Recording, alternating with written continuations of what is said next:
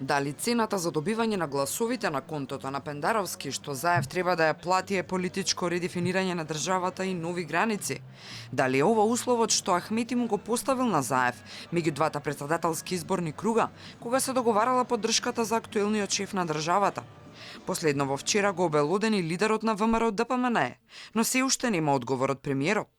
Оваа информација уследи од како излезе иницијативата од Пендаровски за прекројување на изборните граници во една изборна единица, на која власта инсистира, што според Мицкоски може да е увертира на политичкото прекројување. Алудирам не на таква следба која што се случила помеѓу двата изборни круга, помеѓу Зоран Заев и лица во градот Тетово, каде што се дискутирало за политичкото редефинирање на Република Македонија, а можеби новиот изборен модел ќе му кумува на тој процес и цртување на нови граници. Во недостиг на одговори од власта, очигледна е реализацијата на така наречената тиранска платформа, односно барањата кои во неа се содржани.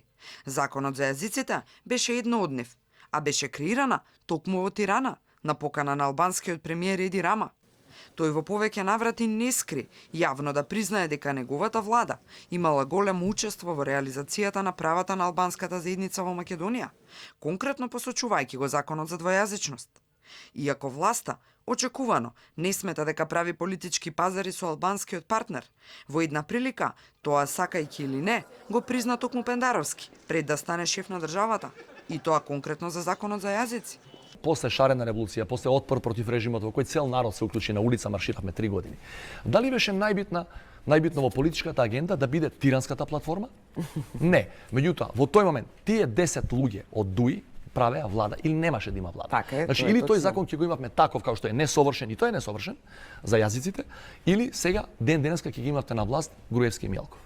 Се шпекулира дека и пописот е дел од агендата на политичко редефинирање, дотолку повеќе што законот за него беше експресно ставен на собраниска комисијска расправа вчера, без забелешки од опозицијата. Па потоа тргнат, откако ВМРО ДПМН се закани дека ќе го бойкотира пописот, ако не учествуваат во подготовката на законот.